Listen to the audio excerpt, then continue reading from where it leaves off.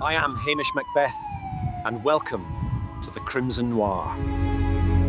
The fog had rolled into Lockdove with a silent, feline persistence, swallowing the peaks of the mountains and turning the village into a damp, isolated world of grey. Inside the police station, a small, drafty cottage that smelled perpetually of damp wool and wood smoke, PC Hamish Macbeth was engaged in his favourite pastime, the art of doing absolutely nothing.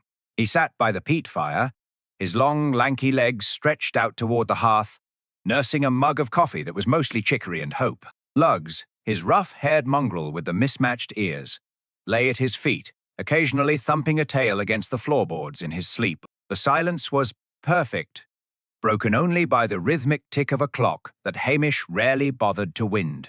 To any casual observer, Hamish looked like a man whose brain had finally surrendered to the Highland mists, slow, red-haired, and possessed of a vacant, pleasant expression that suggested he might struggle with a complex crossword. This was, of course, a carefully maintained lie. Hamish knew that if the authorities in Strathbane thought he was efficient, they would promote him. If they promoted him, they would move him to a grey, concrete station in a city filled with sirens and paperwork. To Hamish, there was no greater tragedy than the prospect of leaving his beloved Lockdove. The peace was shattered not by a siren, but by the roar of an engine that had no business being in Sutherland. A sleek, silver Bentley, glistening with moisture, pulled up outside the station with a spray of gravel. Out stepped a man who appeared to be made entirely of tweed and arrogance. This was Sir Reginald Pringle, a London property developer who had recently purchased the old fishing lodge. He had spent his first week in the village complaining about the lack of high-speed internet, the primitive state of the local grocery, and the fact that the sheep seemed to have no respect for his private driveway. Reginald burst into the station without knocking, bringing a gust of cold, wet air with him. "Macbeth, are you deaf and lazy? I've been honking for 5 minutes." Hamish didn't move a muscle, save for a slow blink. "It's the mist, sir. It muffles the sound, and I was just in deep consultation with my files." He gestured vaguely at a stack of old newspapers on the table. "Fiddlesticks," Reginald snapped, brushing a speck of dust from his pristine lapel. "Someone has been poaching on my stretch of the river. I found a discarded lure this morning. I expect a full investigation. I pay a great deal in taxes, and I won't have the local peasantry treating my estate like a common larder." Hamish felt a slight pang of guilt, mostly because he had a freshly caught salmon hidden under a damp sack in his own scullery. But his face remained a mask of dull cooperation. "Poaching is horrible, sir, though sometimes the fish just leap out of the water and into a man's basket out of pure confusion. The Highlands can be a bewildering place for a salmon." Reginald stared at him, his face turning a shade of purple that almost matched the heather on the hills. "You are an idiot, Macbeth, a tall, ginger-haired idiot. I shall be speaking to DCI Blair about your conduct, or lack thereof." He spun on his heel and marched back to his car, the silver beast disappearing into the fog like a ghost. Hamish sighed, reaching for his coffee.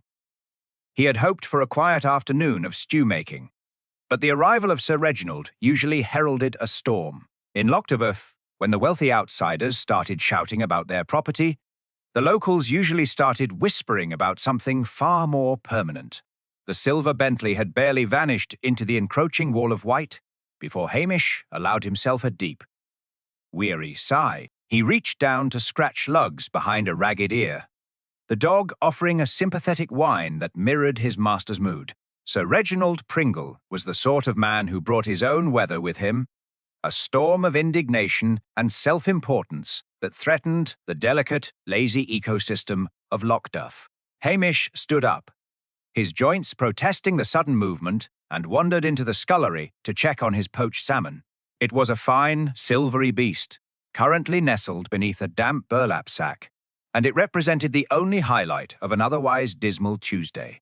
He had been looking forward to poaching it properly in a bit of milk and butter, but the unsettled feeling in his gut told him that his stove would likely remain cold this afternoon. The mist was thickening now, turning the harbour into a ghost world where the masts of the fishing boats looked like skeletal fingers poking through the gloom. Hamish donned his waterproof greatcoat, whistled for lugs, and stepped out into the damp chill. He decided a walk to the Lochdover Hotel was in order, perhaps to coax a free sandwich out of Nellie the cook, or at least to see if Sir Reginald had managed to offend anyone else in the last 10 minutes. As he crunched along the gravel path, the silence of the village felt unnerving. Usually, there was the distant clatter of Archie McLean's tractor, or the rhythmic thud of Mrs. Kennedy beating a rug. But today, the fog seemed to have pressed a heavy thumb down on the world. He was halfway to the hotel when a scream tore through the muffled air.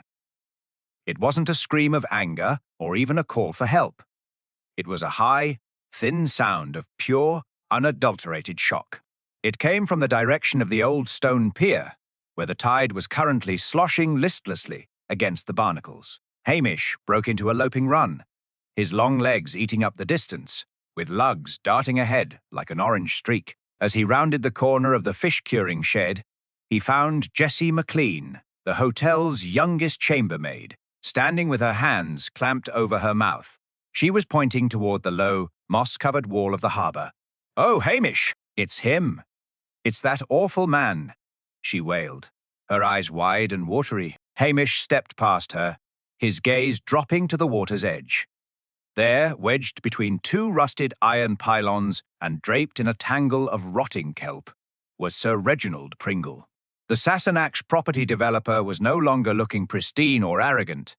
He was face down in the brackish water, his expensive tweed jacket ruined by salt and oil.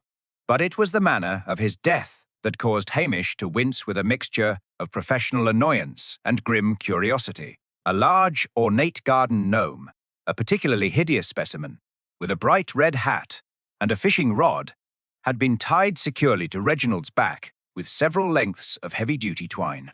The weight of the ceramic figure had clearly acted as a makeshift anchor, ensuring that once Reginald went into the loch, he stayed there. "Well now," Hamish muttered, crouching down to peer at the body, "that is a very specific way to go, Sir Reginald. You wanted to talk about poaching, and here you are, caught like a bottom feeder." He felt a familiar, sinking sensation in his chest.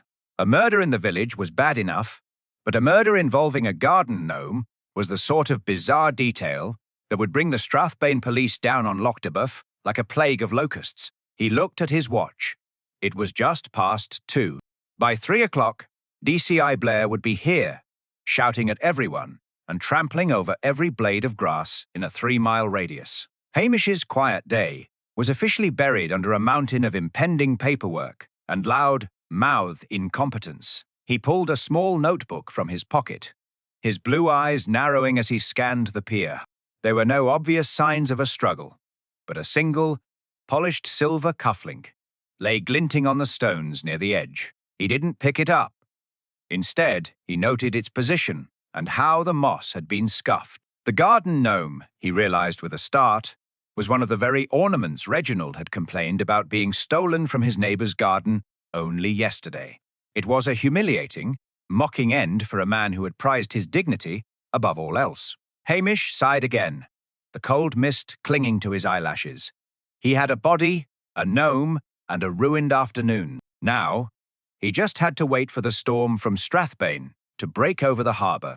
The stillness of the harbour was shattered not by the tide, but by the distant, discordant wail of sirens cutting through the Highland mist. Hamish Macbeth stood by the mossy stone pier, his hands buried deep in the pockets of his greatcoat, watching the grey wall of fog dissolve as 3 police cruisers from Strathbane skidded onto the gravel. The lead car, a black sedan that looked entirely too aggressive for the winding roads of Sutherland, came to a halt with a screech of tyres that sent a flock of startled gulls screaming into the air. The door flew open, and Detective Chief Inspector Blair stepped out, his face already a shade of alarming magenta that suggested his blood pressure was currently engaged in a private war with his collar. Blair was a barrel-shaped man with a permanent scowl and a profound resentment for anything that required him to leave the comforts of his central heated office. He stomped across the damp stones, his heavy boots clattering with a lack of grace that made Hamish wince. Behind him trailed his 2 faithful shadows, Detectives Anderson and McNab, both looking as though they would much rather be anywhere else than standing on a freezing pier in Lochdover. Blair didn't offer a greeting. He simply pointed a thick, accusatory finger at the body wedged between the rusted pylons. "Macbeth," Blair bellowed, his voice echoing off the fish, curing sheds like a foghorn. "What in the name of all that is holy is this? I get a report of a drowning, and I find a knight of the realm tied to a garden gnome. This is a circus, a mockery of the police force, and why is that mangy orange rug of yours sniffing around the crime scene?" Hamish tipped his cap, his expression settling into its most vacuous and unthreatening mask. "Morning, sir. It's a tragic business, surely. Sir Reginald seems to have had a bit of an unfortunate encounter with a neighbour's lawn ornament. Lugs was just checking the perimeter for scent, sir. Very professional, he is." Blair ignored him, leaning over the edge of the pier to stare at the late Sir Reginald. The sight of the ceramic gnome, its painted red hat bobbing slightly in the oily swell, seemed to push the DCI toward a fresh peak of irritation. "It's obvious what's happened here," Blair snapped, turning back to his detectives. "It's a local prank gone wrong. Some drunken lout from the village thought he'd play a trick on the wealthy outsider, tied him up, and the weight dragged the poor man in. It's manslaughter at the very least. Probably that Archie McLean he was complaining about Pringle's Bentley blocking the road just yesterday. Anderson, go and fetch McLean. I want him in handcuffs before the tea is cold." "Archie was at the sheep sales in Lairg all morning, sir," Hamish interjected softly, his Highland drawl even slower than usual. "I saw him boarding the bus myself, and the knots on that twine, sir, they're quite peculiar. They aren't the sort of hitches a local fisherman would use. They look more like the decorative lashings you'd find in a high-end nautical shop." Blair whirled, his eyes bulging. "I don't pay you to have opinions on knots, Macbeth. I pay you to keep the peace and stay out of my way. You're a useless peasant who can barely fill a parking ticket. You probably stood here and watched it happen while you were dreaming of poached salmon. Now, get back to your station and stay there. We'll handle the real police work. Macnab, secure the perimeter. I want a list of every person in this village who owns a garden gnome, and I want it now." Hamish sighed, a long, misty breath that vanished into the damp air.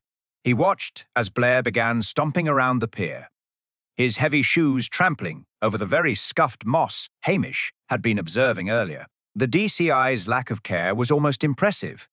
He was currently kicking a loose stone right over the spot where the silver cufflink had been glinting.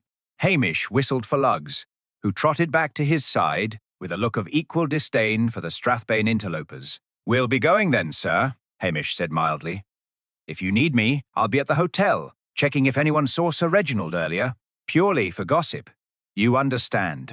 Blair waved him away with a dismissive grunt, already shouting at Anderson about the lack of a proper forensic tent. Hamish turned his back on the shouting and the flashing blue lights, his mind already categorizing the facts that Blair was so eager to ignore. The gnome wasn't a prank. It was a statement, and the silver cufflink, now safely tucked into Hamish's own pocket, despite Blair's incompetence, suggested that Sir Reginald's last visitor hadn't been a drunken local lout, but someone who dressed for a much higher social occasion. As he walked toward the village, Hamish felt the familiar itch of a mystery that required a quieter touch than a Strathbane boot. The thick, damp air of Loctobus seemed to swallow the echoes of DCI Blair's shouting as Hamish Macbeth retreated from the harbour. He walked with a deceptive, slow-motion gait that suggested a man whose greatest concern was whether his boots were leaking. Behind him, the blue lights of the police cruisers pulsed rhythmically against the fog, a frantic intrusion on the Highland silence. Lugs trotted at his side, occasionally looking up at Hamish with a knowing glint in his mismatched eyes. Hamish didn't head back to the station. Instead, he steered himself toward the village high street, specifically toward the warm, yellow glow of the local post office and general store. In Lochdover, forensic labs were a distant myth, but the postmistress's counter was a clearinghouse for every whispered secret within a 50-mile radius. The bell above the door gave a cheerful, brassy chime as Hamish stepped inside. The air was a heady mix of floor wax, peppermint, and stale tobacco. Mrs. Kennedy, the postmistress, was currently engaged in a heated debate with the minister's wife, Mrs. Wellington, over the price of overseas stamps. Both women froze as Hamish approached, their eyes darting to his uniform, and then to the window, hoping for a glimpse of the drama unfolding at the pier. "Is it true, then, Hamish?" Mrs. Kennedy whispered, leaning over the counter until her spectacles nearly touched his nose. "Sir Reginald, found with a gnome tied to his back like a common poacher's sack." Willie Lamont saw the ambulance and said the man looked as blue as a frozen turnip. Hamish sighed, leaning heavily against the wooden counter and projecting an aura of complete harmless exhaustion. It's a sad business, Mrs. Kennedy. A very strange way to go. DCI Blair thinks it's a local prank. But I'm wondering if Sir Reginald had any callers lately. He was a man with a very loud voice and a very short temper. Did he come in here today? Mrs. Kennedy sniffed, her indignation momentarily overriding her curiosity. "He did," I demanded. "I open a special account for his estate and complained that the mail arrived at a glacial pace. But he wasn't alone, Hamish. There was a young fellow with him, sharp suit, slick hair, and a smile that didn't reach his eyes. Called himself Mr. Sterling. Sir Reginald was shouting at him about the missing funds and the venture in the East. They didn't seem like friends." Hamish nodded slowly, his mind dropping the name Sterling. "A venture in the East, you say? That sounds very grand for a man who spent his mornings complaining about sheep." "Grand or not, Mrs. Wellington chimed in, her voice like the snapping of dry twigs. The young man looked terrified. He was staying at the hotel, though I heard from Nellie the cook that he tried to sneak out without paying for his breakfast. Sir Reginald caught him in the lobby and dragged him toward the lodge." "Is that so?" Hamish mused, his hand instinctively touching the silver cufflink in his pocket. He turned his attention to a tray of freshly baked scones sitting on a glass stand. "Those look very fine, Mrs. Kennedy. A man could faint from hunger with all the excitement down at the pier." Mrs. Kennedy, sensing a trade for information, slid 2 scones into a paper bag. "Take them. Hamish, you look like a ghost. And if you're looking for more talk, you should see Patel at the curry shop. He was delivering a tikka masala to the lodge last night and said he saw a woman's car, a flashy red thing, parked in the driveway. A car that doesn't belong to anyone in these parts." Hamish thanked her with a lazy salute and stepped back out into the mist, chewing on a dry but comforting scone. He moved toward the Patel's curry shop, the Highland spice, which stood as a testament to the village's surprising diversity. Mr. Patel was busy polishing a brass tray, but he stopped immediately when he saw the constable.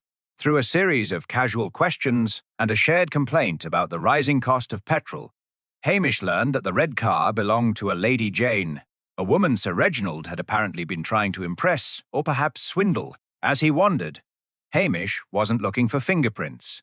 He was looking for the gaps in the stories.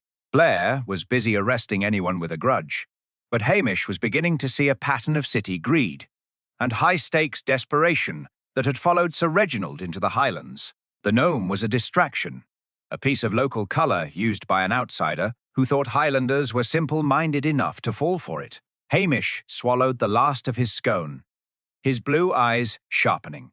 The mooching was paying off. He had a slick assistant, a mysterious red car, and a victim who was likely a bigger crook than anyone in Lockdobough. Now, he just needed to find where the romantic complications began. The Highland spice was quiet, the air thick with the scent of cumin and turmeric, but Hamish didn't linger long after his chat with Mr. Patel. The mention of a flashy red car and a woman named Lady Jane had added a layer of metropolitan polish to a case that DCI Blair was currently trying to solve with a sledgehammer. As Hamish stepped back onto the damp pavement, his thoughts drifted toward the one person in Lockdobough who could navigate the murky waters of the English upper class with more grace than a Highland salmon. Priscilla Halberton Smythe, the daughter of the local colonel, was currently staying at Tommel Castle, and her insight into the world of ventures in the East and Lady Jane's would be far more valuable than anything Blair's team could dig up with their heavy-duty forensics. Hamish began the long, uphill walk toward the castle. His lanky frame hunched against a sudden, biting wind that had begun to tear through the fog. Lugs followed at a respectful distance, his ears flattened against the chill. As he reached the iron gates, he spotted Priscilla's Land Rover, parked near the stables. She was dressed in an effortlessly elegant Barber jacket and well-cut trousers, looking every bit the country aristocrat. She spotted Hamish and offered a small, knowing smile that always made him feel slightly more unkempt than usual. "I heard the sirens, Hamish," she said, her voice like a cool stream over smooth stones. "And I heard about Sir Reginald. The village is buzzing with the news of a garden gnome. It's all very bizarre, even for Lockdove." It's a strange world we're living in, Priscilla," Hamish replied, leaning against a stone pillar and trying to look as though he hadn't just hiked 2 miles up a mountain. "DCI Blair is convinced it's a local grudge, but I've heard talk of a young man named Sterling and a Lady Jane. Do those names mean anything to you?" Sir Reginald was shouting about a venture in the east just this morning. Priscilla's expression tightened ever so slightly, a flicker of recognition crossing her pale eyes. "Jane Beaumont. She's a widow with a reputation for investing in things that sound too good to be true. And Mark Sterling is her nephew, or so he claims. He's more of a glorified errand boy for a group of London financiers. They were all at a dinner party at the lodge 3 nights ago. My father and I were invited, though we left early. Sir Reginald was bragging about a new development in Singapore. But he seemed frantic. He was trying very hard to convince Lady Jane to double her investment." "Frantic, you say?" Hamish mused, scratching his chin. "That doesn't sound like a man who's sitting on a pile of gold. It sounds like a man who's sitting on a pile of trouble." "Exactly," Priscilla agreed, stepping closer. "And there was a moment, Hamish, near the end of the evening. Lady Jane dropped her evening bag, and Sterling went to retrieve it. I saw him slip a document into his pocket, something he'd taken from Sir Reginald's desk while the man was busy pouring more brandy. They aren't a happy family, Hamish. They're a collection of sharks in a very small tank." Hamish reached into his pocket and produced the silver cufflink he had found on the pier. He held it out on his palm, the polished metal glinting in the dull Highland light. "Does this look familiar? It's a very fine piece of work."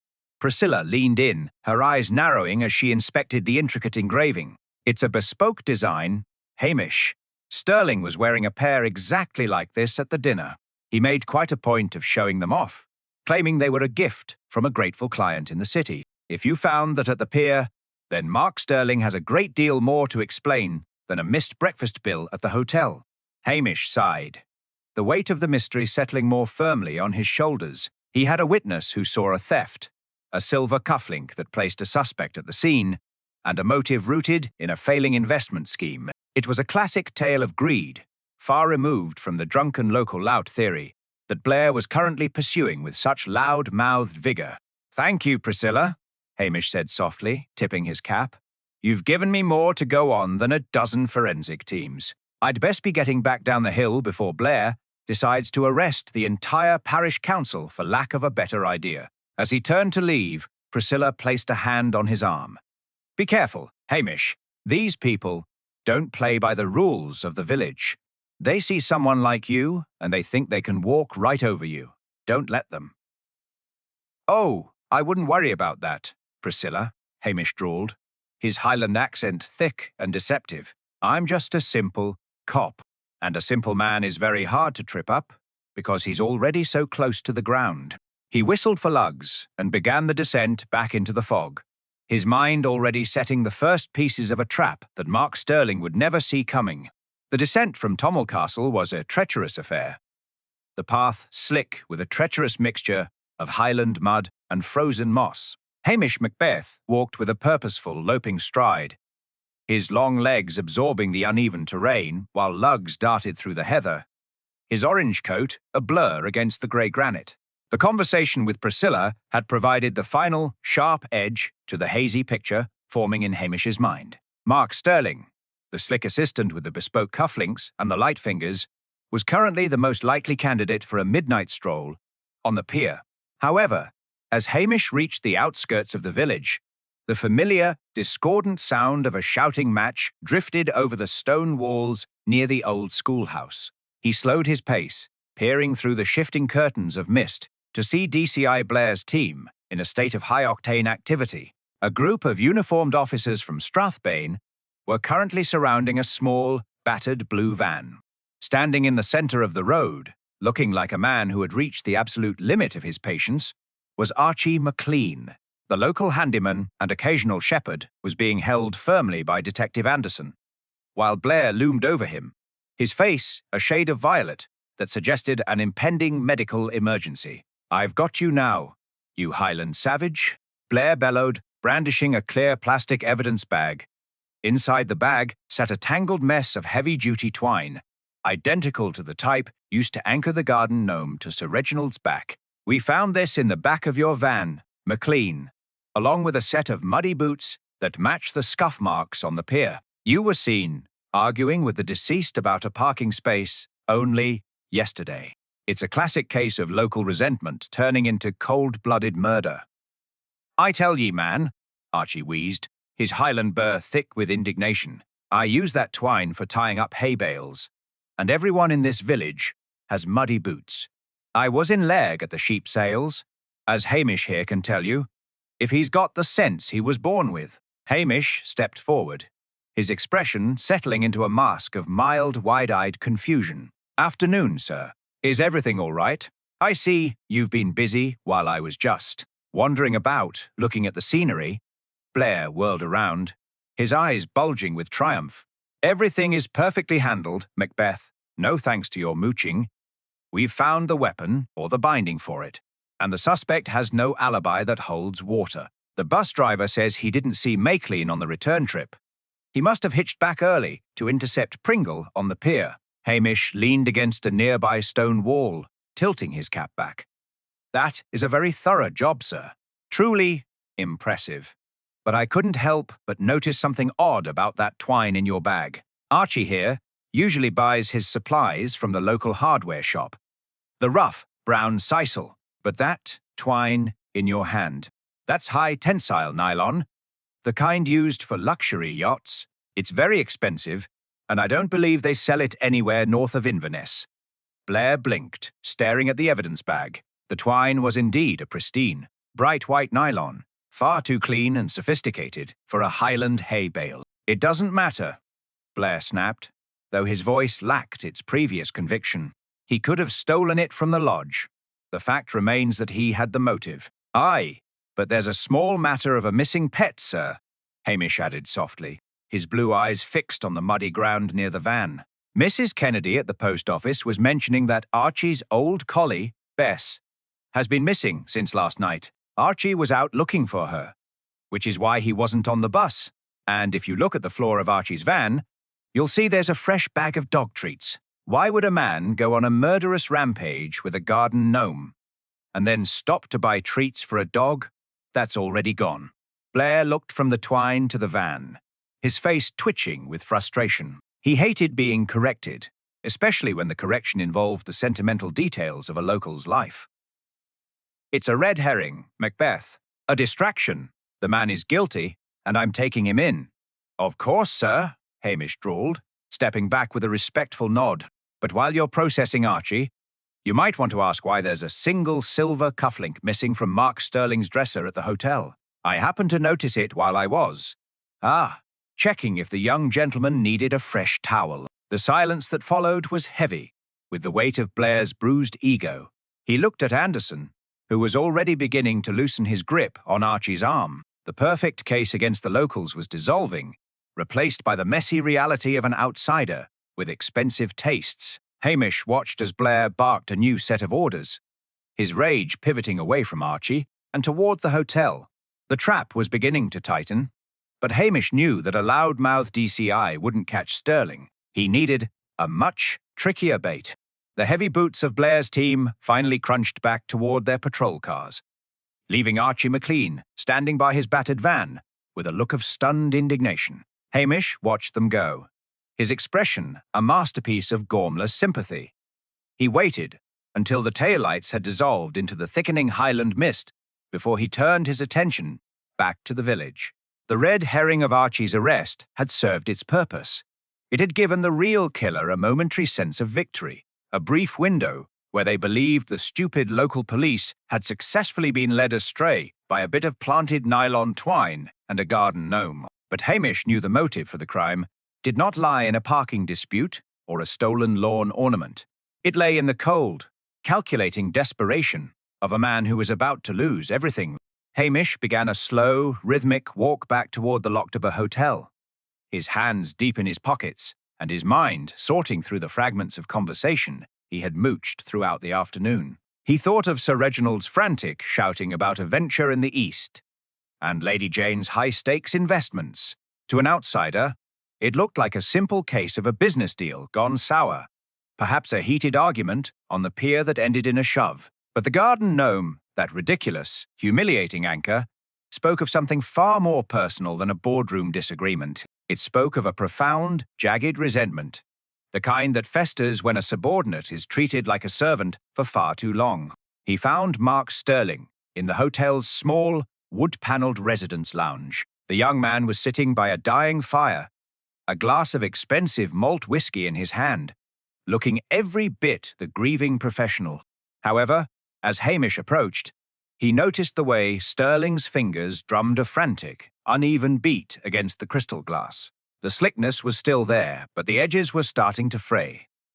"Evening, Mr. Sterling," Hamish drawled, pulling out a chair and sitting down with a groan of exaggerated tiredness. "It's been a long day for us all.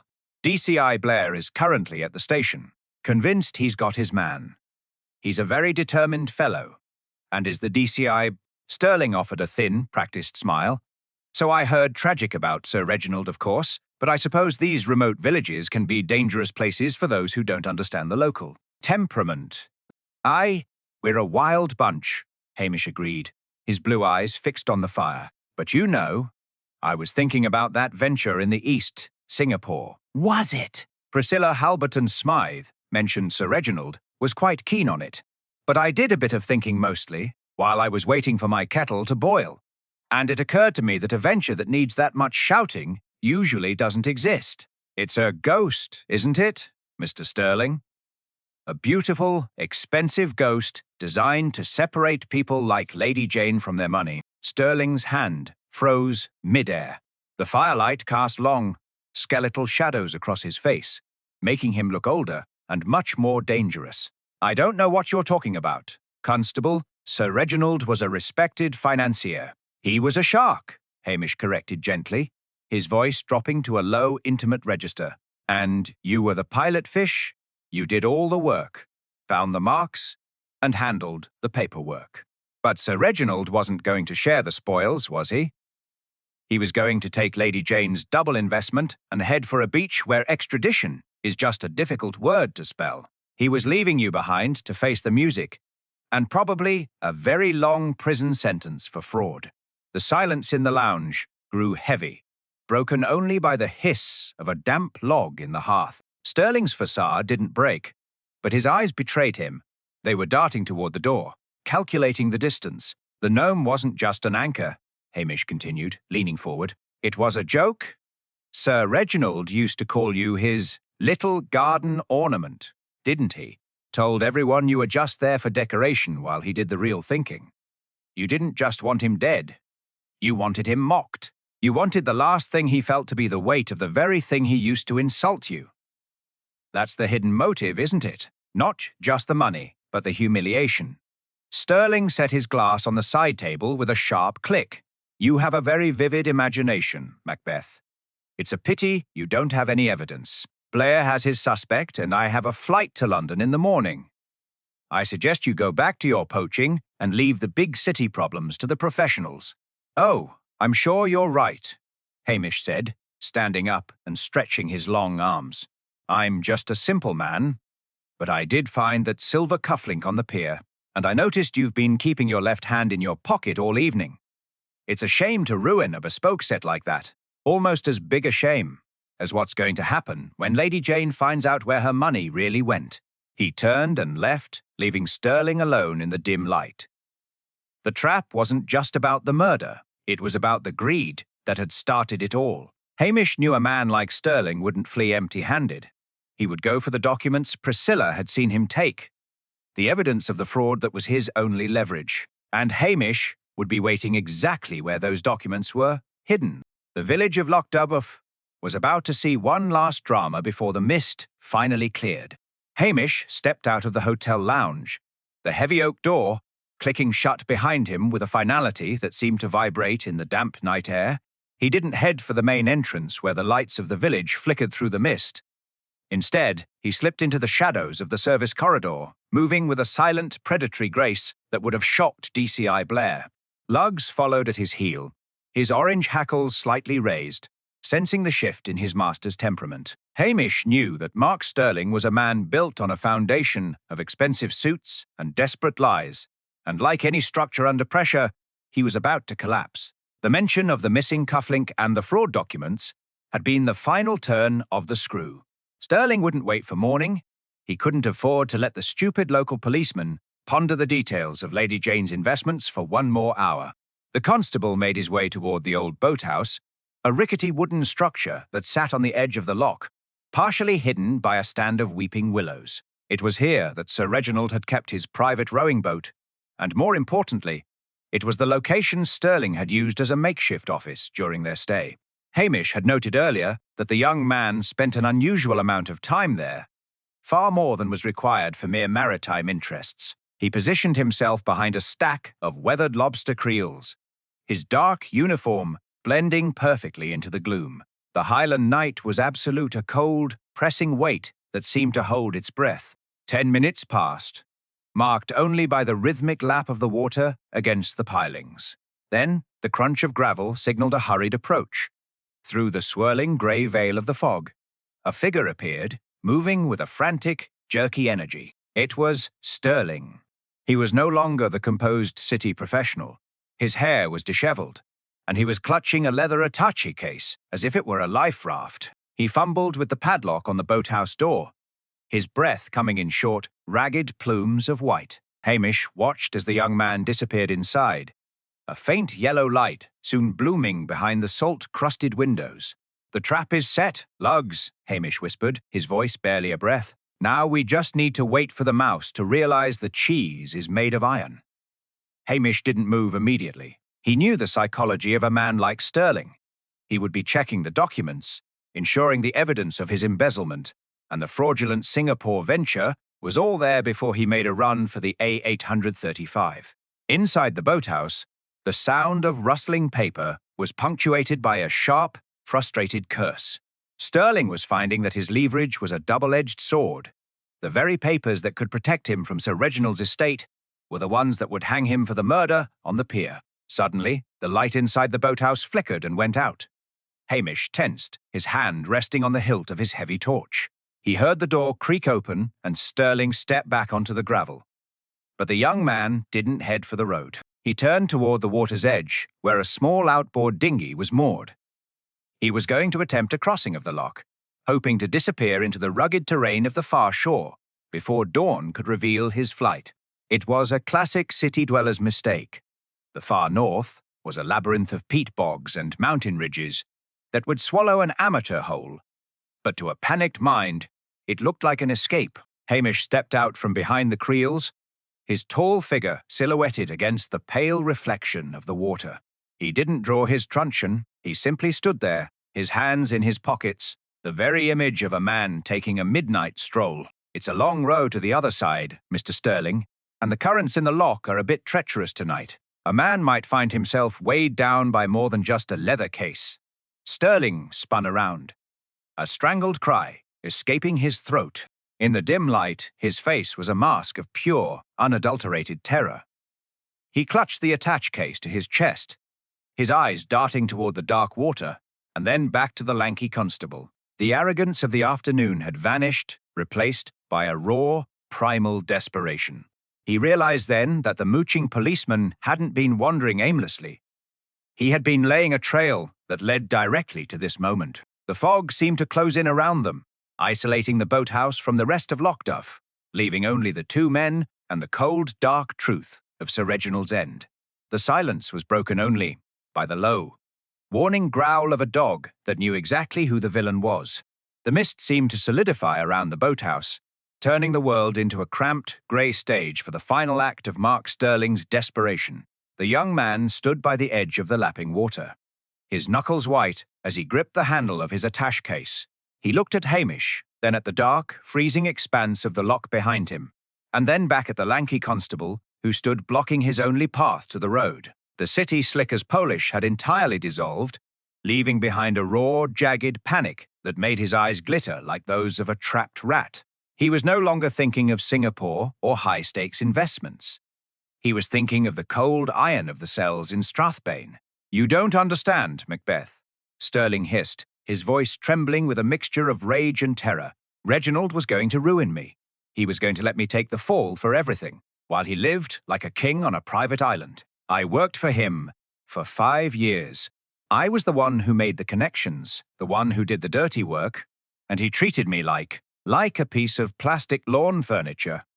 He laughed at me when I asked my fair share. He laughed at me on that pier."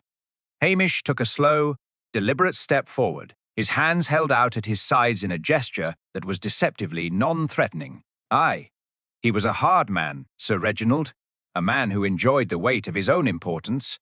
But you didn't just want your money back, Mark. You wanted to see him sink. You wanted to anchor him with the very thing he used to mock you. That's a dark sort of justice, even for the Highlands." Sterling's face contorted. It was perfect. The fog, the gnome, the local handyman with the grudge. It should have worked. "You were supposed to be stupid, Macbeth. Everyone said you were a useless, lazy peasant who couldn't find his own boots in the dark." With a sudden, incoherent roar of frustration, Sterling didn't turn to the boat. Instead, he lunged at Hamish, swinging the heavy leather attache case like a mace. He wasn't a fighter, but the adrenaline of a cornered animal lent him a frantic, clumsy power. Hamish, however, was far more physically capable than his slouching posture ever suggested.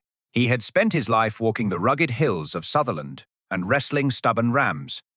A panicked accountant from London was a different kind of challenge entirely. As the case whistled toward his head, Hamish ducked with a fluid, economical grace. He stepped inside Sterling's guard, his large hand snapping out to catch the young man's wrist. Sterling tried to strike out with his free hand, but Lugs, sensing the threat to his master, launched himself forward. The dog didn't bite, but he barked with a ferocious, bone-shaking intensity and nipped at Sterling's expensive leather shoes, causing the murderer to stumble on the slippery gravel. Hamish used Sterling's momentum against him, twisting the wrist and applying a firm, expert pressure that sent the attache case clattering to the stones. He spun Sterling around, forcing his arm up behind his back in a textbook restraint. The young man cried out, his face pressed against the rough, salt-stained wood of the boathouse door. "That's enough of that now," Hamish said, his voice remarkably calm despite the exertion. "There's no sense in making a mess of your suit. It's a very fine weave, and I'm sure you'll want to look your best for the DCI. He's a man who appreciates a bit of drama, though I suspect he won't appreciate you making a fool of him with that garden gnome." Sterling struggled for a moment longer, his breath coming in ragged, sobbing gasps before the fight went out of him. He slumped against the door, defeated by the very stupid policeman he had so deeply underestimated. Hamish reached into his greatcoat and produced a pair of heavy iron handcuffs, clicking them shut over Sterling's wrists with a metallic finality that seemed to echo across the silent lock. "You're a devil, Macbeth," Sterling whispered, his forehead resting against the wood. "A red-haired Highland devil." "No, just a man who wanted a quiet afternoon of poaching," Hamish replied, picking up the fallen attache case and tucking it under his arm. "And you've gone and ruined the peace of the whole village. Lugs, keep an eye on him while I find my whistle. I believe it's time we gave DCI Blair the gift he's been waiting for." He stood there for a moment, looking out at the mist. The confrontation was over, but the most delicate part of the operation was yet to come. He had the killer and the evidence, but if he played his cards wrong, he'd end up with a commendation and a one-way ticket to a city precinct. Hamish Macbeth began the slow walk back to the village, already rehearsing the performance of a lifetime, one that would ensure he remained exactly where he was. The walk back to the village was a slow, deliberate procession through the thinning Highland mist. Hamish marched Stirling along the high street, the young man's head bowed in a mixture of exhaustion and utter defeat. As they approached the police station's blue lamp, the glare of several sets of headlights cut through the fog. DCI Blair was standing by his car, looking like a particularly irritable volcano on the verge of eruption. A small crowd of curious villagers, including Mrs. Kennedy and the minister, all of whom had been drawn out by the late-night commotion, surrounded him. "Macbeth," Blair bellowed, storming forward with a gait that suggested he was about to explode. "I told you to stay out of my sight. What is the meaning of this? Why have you got my handcuffs on this young gentleman? And why is he covered in mud?" Hamish stopped, offering a look of profound, wide-eyed innocence that he had practiced in front of his shaving mirror for years. He let his shoulders slump and adopted an even slower, more hesitant drawl. "Oh, hello, sir. I'm terribly sorry to bother you when you're so busy with the big investigation. It's just, well, I found Mr. Stirling down by the boathouse. He was acting very strangely, trying to throw this attach case into the lock. He seemed quite upset, sir. Kept babbling about how he tried to frame Archie MacLean because he couldn't stand the thought of Sir Reginald's fraud coming to light." Blair squinted at Stirling, who was currently shivering and staring at the ground. "Framed him? Don't be ridiculous. I've already identified the local grudge as the primary motive." "Aye, that's what I thought too, sir," Hamish said, nodding vigorously like a man eager to agree with his superior. "But then Mr. Stirling here started showing me where he'd hidden the yachting twine that matches the knot on the gnome, and he told me all about his secret plan to fleece Lady Jane. It seems he was the one who placed that cufflink on the pier, thinking it would lead a brilliant detective, like yourself, right too. Well, he thought he could outsmart you, sir.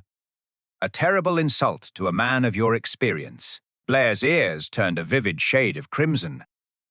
The idea that someone had attempted to outsmart him was far more offensive than the murder itself. He approached Stirling, looming over him. "Is this true?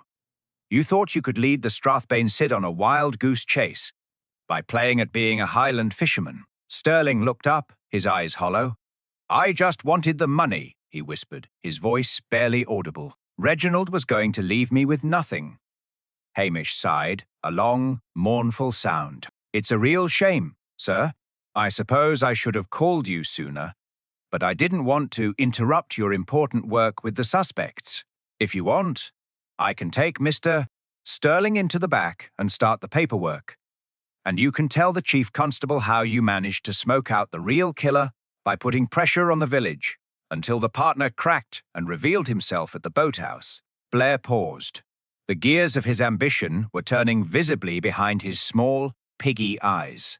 If he arrested Stirling now, he could claim that the focus on Archie MacLean had been a brilliant tactical feint designed to flush out the real culprit. It would look like a psychological warfare masterpiece.